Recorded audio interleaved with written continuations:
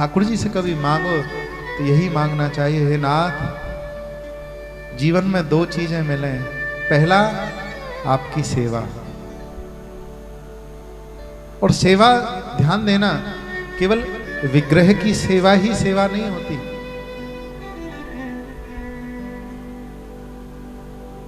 घर में ठाकुर जी पधरा रखे तो उनकी सेवा ही सेवा नहीं कही जाती। सेवा में बहुत चीजें आ जाती हैं। हम आए दिन कहते हैं अजी हमें तो भजन करना है, महाराज जी कृपा करो भजन हो जाए हमसे। आप जानते हैं भजन शब्द किससे बना है? भजन शब्द बना है भज सेवायाम धातु से। भजन का अर्थ है सेवा करना।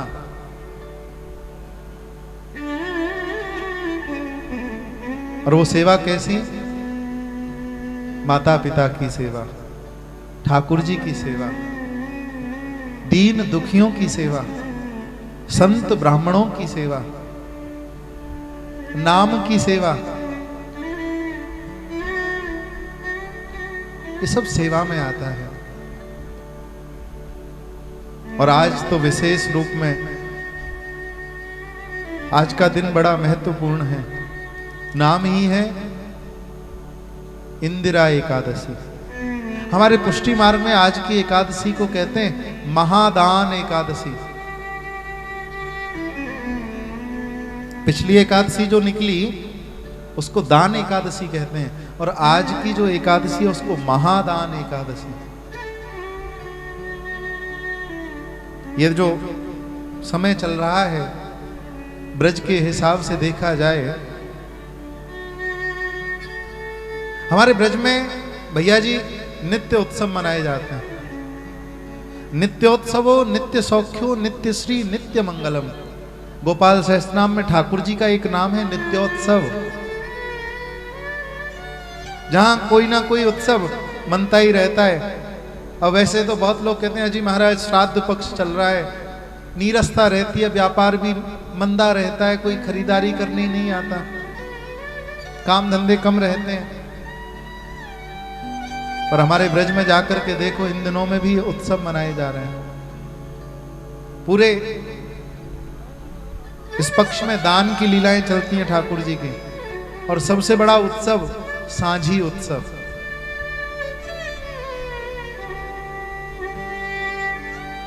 इन्हीं दिनों में प्रतिपदा से लेकर के और अमावस्या तक सांझी उत्सव किया जाता है। और ये सांझी कोई साधारण नहीं है। सांझी साक्षात ठाकुर जी प्रिया प्रियतम का स्वरूप मानी जाती है। श्री राधा वल्लभ लाल जी में जाकर के देखो कितने सुंदर सांझी के दर्शन होते हैं। बरसाना में श्री महल में जाकर के देखो, बरसाना में अलग अलग ठाकुर जी की लीला स्थलियों का दर्शन। किसी दिन प्रेम सरोवर, किसी दिन महाराज मान सरोवर, किसी दिन वृंदावन, किसी दिन गोवर्धन, सब लीलाओं को प्रकट किया जाता है उस सांझी में।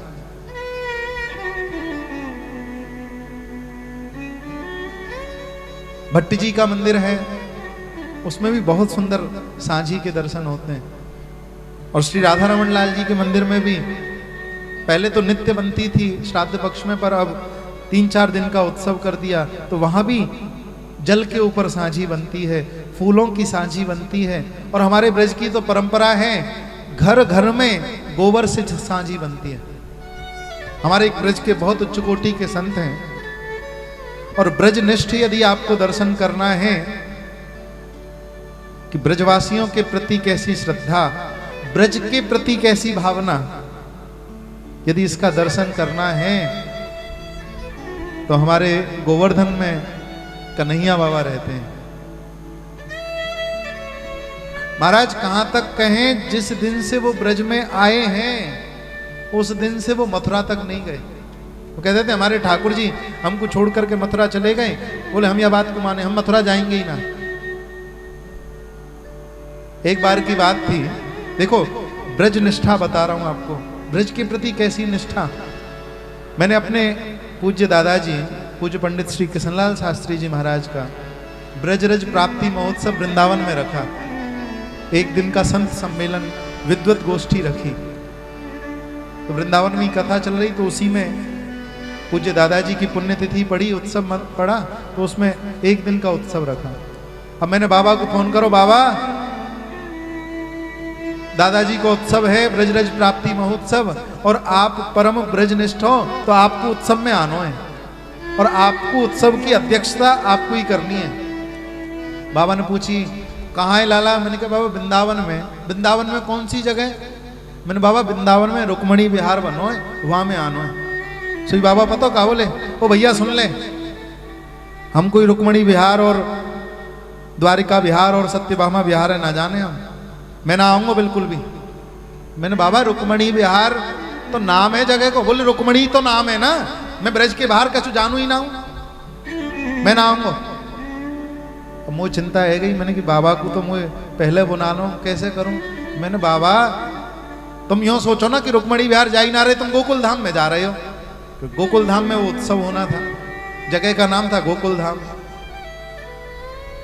फिर मैंने गोवर्धन के 2-3 ब्रजवासियों को कहा, मैंने भैया ऐसा करियो, जहाँ रुक्मणी विहार गेट पे लिख रहे हो ना, ठाकुर जी को रथ जहाँ लगा हुआ है, मैंने बाबा गेट पे मत लेके तुम, बाबा ऐसा करियो, ये पीछे तेहरा रोड है वह जो रास्ता आ रहे हो पीछे वहां ते लेके और सज्जनों सच्चाई है, वो ब्रजवासी जो हैं गोवर्धन वाले बाबा को पीछे वाले रास्ते से आए लेकर के, ऐसे ब्रजनिष्ठ। क्योंकि ब्रजवासियों की निष्ठा भैया, मुरली वारो श्याम हमारो, मुरली वारो श्याम, बिन मुरली बनमाल चंद्रिका, नहीं पहचानत नाम।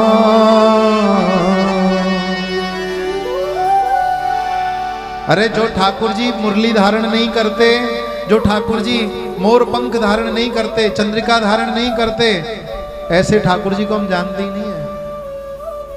कि गोप रूप वृंदावन जानी, गोप रूप वृंदावन जानी, ब्रज जन पूरण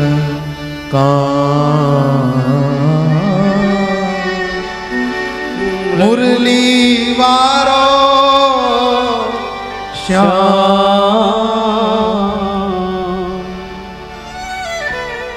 बिन मुरली बनमाल चंद्रिका नहीं पहचानत नाम। जय हो। ये भावना रहती है जी, ठाकुर जी तो सब एक जैसे हैं भैया, अनन्य भाव होना चाहिए। अरे कहां तक कहें, नागरीदास जी ने इतना सुंदर भाव लिखा है कि नंदीश्वर गोवर्धन गोकुल और बरसानो विश्राम।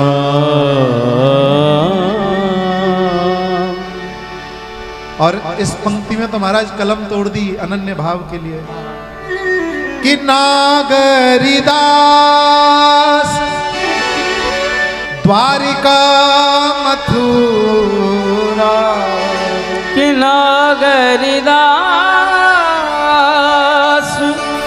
द्वारिका मथुरा, इन सो के सो हम ना जाने भैया कौन मथुराधीश है कौन द्वारिकाधीश है, हम तो केवल और केवल बंसी वाले को जाने कि और को समझे ना समझे, हमको इतनी समझ भली, और ठाकुर नंद किशोर हमारे, ठकुरायन ब्रसुभानो लले है। अनन्यास चिंतयन्तो माम ये जनः पर्युपासते तेषां नित्याभियुक्तानां योगक्षेमं वहामहे। यहां तक लिखा है कि हमें द्वारिका और मथुरा से भी कोई काम नहीं, चाहे ठाकुर जी वही है द्वारिकाधीश मथुराधीश, पर ना, हम तो केवल जानते हैं तो केवल एक को जानते हैं। किसको? हमारे ठाकुर जी। अच्छा ध्यान देना, भक्तमाल की कथा है, भक्तों का चरित्र, कहते हैं ना एक एक बात पर चरित्र याद आता है। श्री नागा जी महाराज हुए हैं हमारे ब्रज में, और नागा जी महाराज इतने उच्च कोटि के ब्रजनिष्ठ, निम्बार्क संप्रदाय के बहुत उच्च कोटि के महापुरुष, ब्रज की विभूति। वो नागा जी महाराज नित्य ब्रज 84 कोस की एक परिक्रमा एक दिन में देते थे। कितनी? पूरे 84 कोस की परिक्रमा एक दिन में देते थे, रोज, प्रतिदिन। संतों से ऐसा सुना है कि सुबह मंगला करते थे, कहां की? श्री राधा वल्लभ लाल जी की। श्रृंगार आरती करते कहां की? मथुरा की। राजभोग करते श्री गिरिराज जी में, और उत्थापन करते कामवन में। संध्या आरती बरसाना की, और बरसाना की संध्या आरती करते हुए शयन तक वृंदावन पहुंच जाते। एक दिन की बात है, श्री नागा जी महाराज लंबे चौड़े, जटा जूट बंधी रहती, तो जब कामबन से और बरसाना की ओर जा रहे थे परिक्रमा करते हुए, तो आप लोगों ने एक गांव का नाम सुना होगा, जिन्होंने 84 कोस की परिक्रमा दी है। सुदेवी सखी का गांव है सुनहरा। तो सुनहरा गांव के पास, बरसाना से जब हम कामवन की ओर जाते हैं तो सुनहरा गांव आता है। उस सुनहरा गांव से थोड़ा सा आगे चल करके कदम खंडी है। कदम खंडी में जब होकर के श्री नागा जी महाराज निकल रहे थे, तो श्री नागा जी महाराज की जो जटाएं हैं वो लता पताओं में उलझ गई। वैसे फक्कड़ साधु, एकदम फक्कड़ महात्मा श्री नागा जी महाराज, हटीले संत। देखिए संत जो होते हैं बड़े हटीले भी होते हैं। क्योंकि हटीले क्यों होते हैं उसका कारण बताऊं, कि हम श्री राधे जू के बल अभिमानी, और टेढ़े रहत मोहन रसिया सो, बोलत अटपटी बाँ। किस बात का अभिमान? कि किशोरी जी हमारी हैं, हम श्री राधे जू के बल अभिमानी, इस बात का अभिमान। सज्जनों, श्री नागा जी महाराज की जटाएं जब कदम की डालियों में उलझ गई, लता पताओं में, अब तो नागा जी खड़े हो गए। ब्रजवासी जा रहे थे, अरे बाबा कहाँ गए हो? ये तेरी जटा इतनी लंबी चौड़ी तैने कर रखी है, ऐसो करें हम इन जटान को सुलझा दें में। नागा जी महाराज बोले, तुम कौन होते हो सुलझाने वाले? भाग जाओ यहां से। जिसने इन जटाओं को उलझाया है वही आकर के सुलझाएगा। अड़ गए हट के ऊपर, जिसने उलझाया है वही सुलझाएगा। महाराज सुबह से शाम हो गई, नागा जी महाराज वहीं खड़े हैं। ठाकुर जी को चिंता भई, प्रिया जी को चिंता भई। प्रिया जी ने कही, प्यारे देखो महात्मा की जटाएं उलझ गई हैं, जाकर के सुलझाओ। ठाकुर जी ने कही, बात तो सही कह रही हो, सुबह से बेचारे भूखे प्यासे खड़े हैं, जल तक ग्रहण नहीं कियो। तो ठाकुर जी एक छोटे से बालक को रूप धारण करके आए, और आकर के कहने लगे, बाबा कहाँ भयो? तो वो संत कहने लगे, नागा जी महाराज, कछु ना है भयो। बोले, बाबा तेरी जटा उलझ गई है यहां में, मैं तेरी जटान को सुलझा दूं ने। तो फक्कड़ महात्मा जो होते हैं, तुम कौन होते हो सुलझाने वाले, भाग जाओ यहां से। अरे बाबा तू जाने ना है मैं कौन हूं। बाबा बोले कौन हो तुम। बाबा मैं नंद नंदन श्याम सुंदर हूं, कन्हैया हूं। तो बाबा क्या बोले पता है, मैं नहीं जानता किसी नंद नंदन श्याम सुंदर को। अब ठाकुर जी को मोह उतर को, अच्छो बाबा तू जाने ही ना है नंद नंदन श्याम सुंदर। अरे दिन रात मेरी पूजा अर्चना करे, मेरो भजन करे, मेरो चिंतन करे, मेरे नाम को जपे, और तू मेरे रूप को जाने ही ना है। तब सज्जनों नागाजी महाराज कहने लगे, सुनो मेरे उपास्य देव जो है ना वो प्रिया और प्रियतम है। हमारी जो उपासना है वो जुगल की उपासना है। बिना किशोरी जी के हम कोई को जाने ना है। तुम आए बड़े नंद नंदन श्याम सुंदर। अब तो महाराज जैसी ये बात सुनी बोले हम जुगल, क्योंकि निम्बार्क संप्रदाय में जुगल की उपासना है, सखी सहचरी की उपासना से वहां पर लाड़ लड़ाया जाता है। और सज्जनों आप जानते हैं स्वामी श्री हरिदास जी की भी परंपरा जो है ये निम्बार्क संप्रदाय के ही आनुगत्य में आती है। उन्हीं की परंपरा में श्री स्वामी हरिदास जी प्रकट हुए, इसीलिए सखी संप्रदाय कहा जाता है स्वामी जी की परंपरा को, निम्बार्क संप्रदाय को। निकुंज में प्रिया और प्रियतम को सखी सहचरियां जो हैं वो लाड़ लड़ाती हैं। तो नागाजी महाराज बोले मैं कोई नंद नंदन श्याम सुंदर को नहीं जानू, मैं तो बस जुगल सरकार को उपासी हूं। यदि तुम्हारे साथ किशोरी जी आएंगी तभी मैं जानूंगा कि तुम मेरे ठाकुर हो। ठाकुर जी दौड़े दौड़े गए किशोरी जी के पास और भेज लो मुझे कि बाबा की जटान को सुलझाया हो, जाकर के उलझ गई हैं, मोते मना कर दी। बोले मेरे तो जुगल उपास नहीं हूं, मैं तो जब दोनों आएंगे तब सुलझाऊंगा, और जाने उलझाएंगे वही आके सुलझाएगा। तो सज्जनों किशोरी जी से रहा नहीं गया। कल मैं सुना रहा था ना, हमारी किशोरी जी लाडली जी कैसी हैं, करुणामयी है, कृपामयी है, दयामयी है। हमारी भैया पुकार में कमी रहती है। जिस दिन हमारी पुकार सच्ची हो जाएगी तो किशोरी जी यहां भी आ सकती है। अली किशोरी के नाम को कौन नहीं जानता।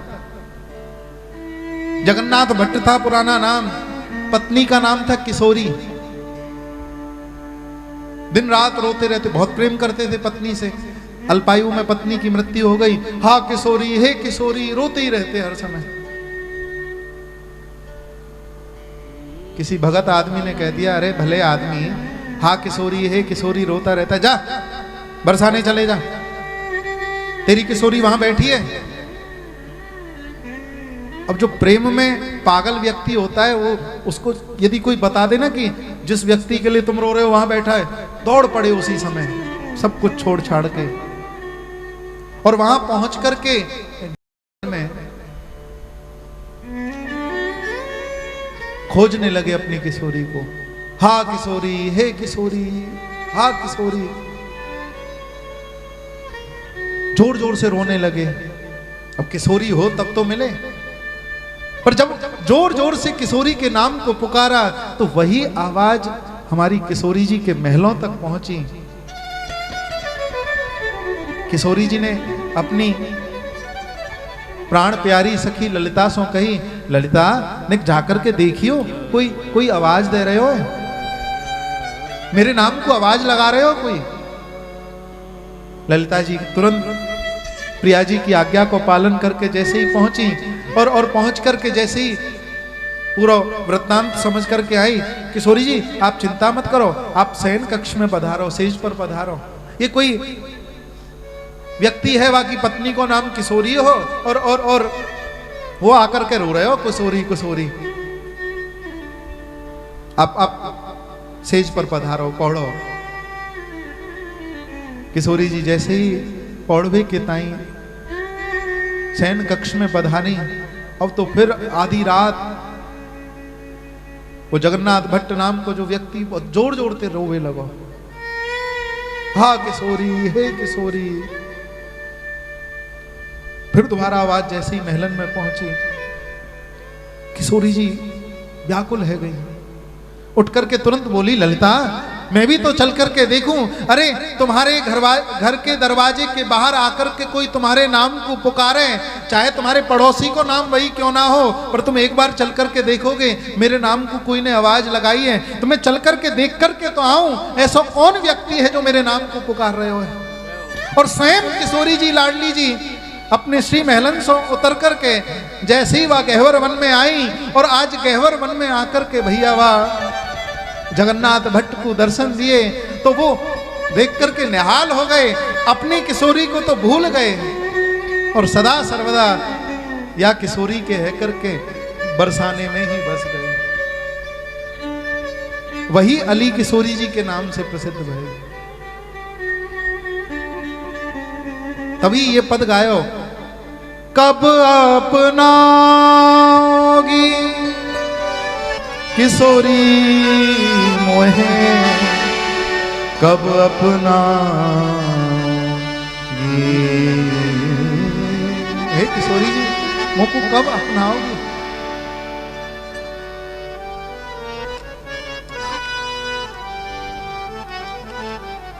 सज्जनों,